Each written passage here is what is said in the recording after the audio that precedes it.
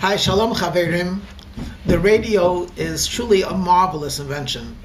A little box, and sometimes smaller than a box, can actually entertain you for days at an end. There's information, the genre of music is astounding, there's countless news stations. Essentially, there's so much information out there, and the radio brings it to you. But I say this with tongue-in-cheek, the greatest marvel of this invention are the people that are on the talk shows. I'll explain to you what I mean. I know I have great respect for doctors, and I know how hard they study for years and years and years, and they come out proficient in medicine, but they're never asked to offer an opinion on buying art.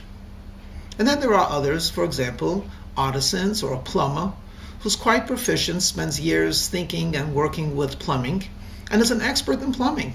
But very few people ask him about expertise in Medicare. And then there are theologians who spend years meditating about God, reading sacred scriptures, and trying to figure out what does God want.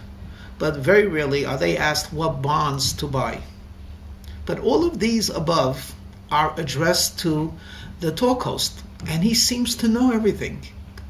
You ask about, you make a mention about medicine, he has a comment and an insight. You talk about politics, a comment and an insight. You talk about art, a comment and an insight. And I haven't once yet been privileged to hear a talk host say, I actually haven't thought about that. I haven't considered all of the information. I didn't really reflect properly, so I really don't have an intelligent opinion. Being that they certainly tell the truth, and I've never heard them say it, I'm of the belief that they're brilliant. They're marvels. They seem to know everything.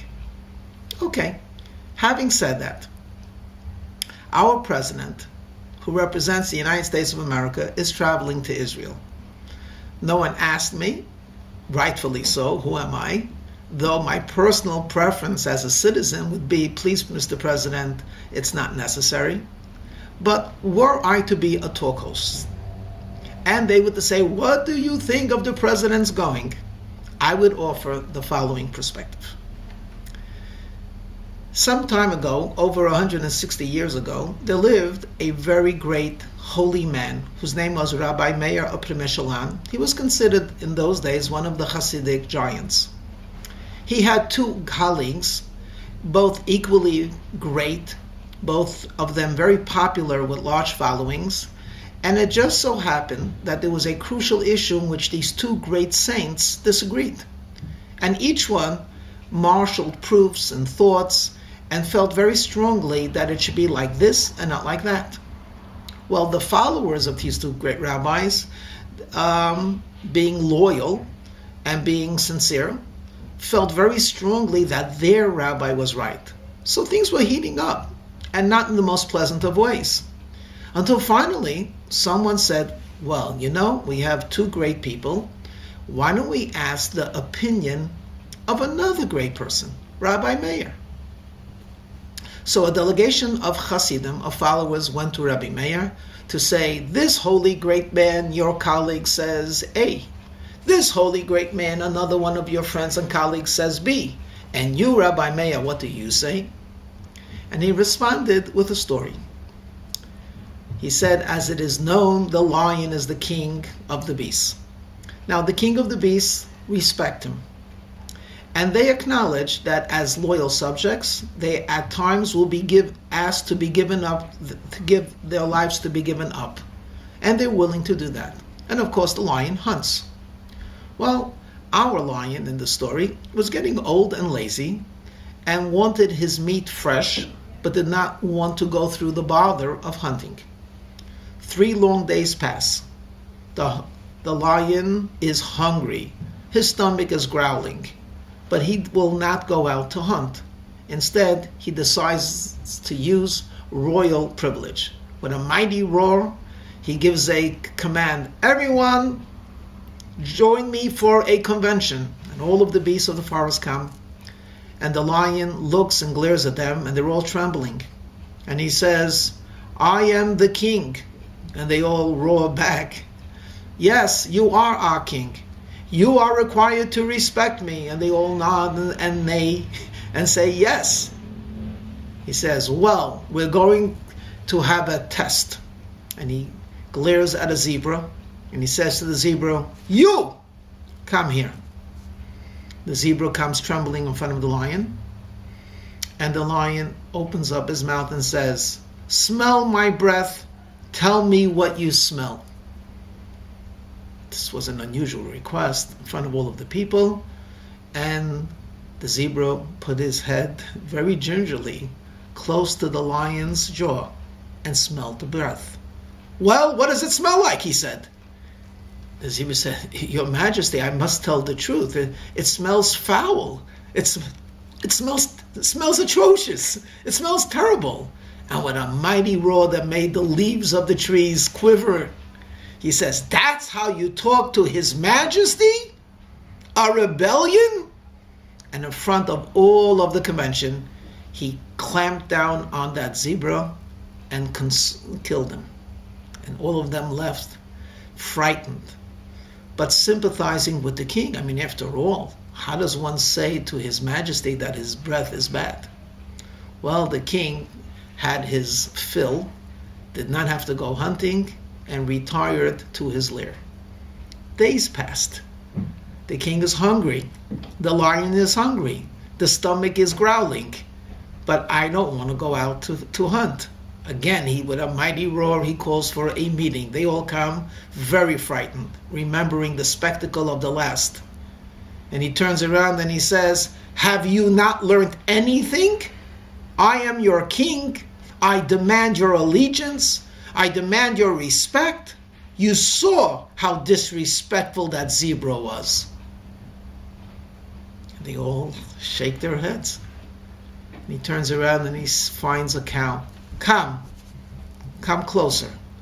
The cow, fearfully, with trepidation, comes closer to the lion. And the lion opens up his mouth. And he says to the cow, tell me, what does my breath smell like?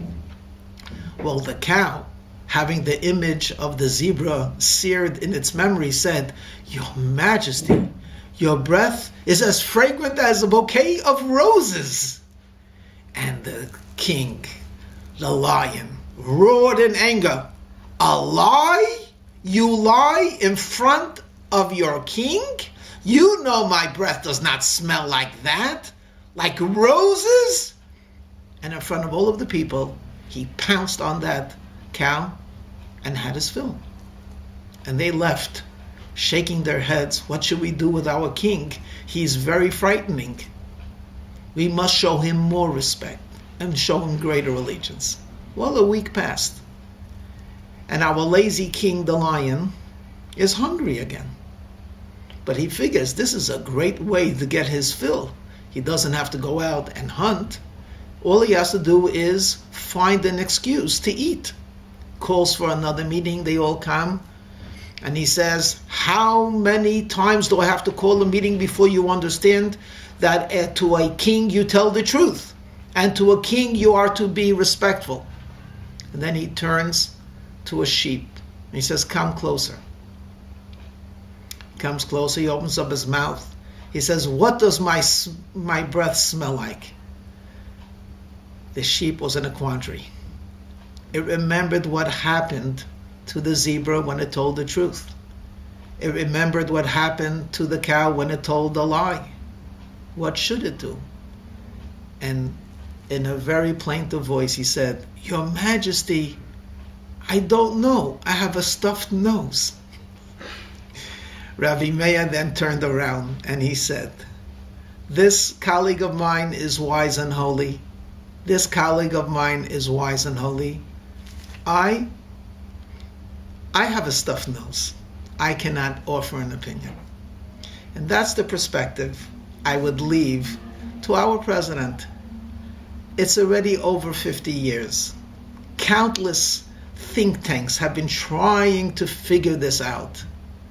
Presidents, prime ministers, wise people, foolish people, everyone has put their hand into this, and all have been burnt. what do you truly think you're going to gain by going? You're going, you're going to listen. When they ask you to make a statement, why don't you simply say, I have a stuffed nose. I will consider carefully what I heard and come back home and take care of the country. My friends, I don't know if the message will get to the president, but certainly it's something that you could think of. Not always do you have to give an opinion. Not always do you have to self-express. At times, a little humility and honesty goes a far way. I don't know. I listen, I hear, I consider, I'll reflect, I'll get back to you. I don't know. Let me end off with what I do know. God is good. The Jewish people are good.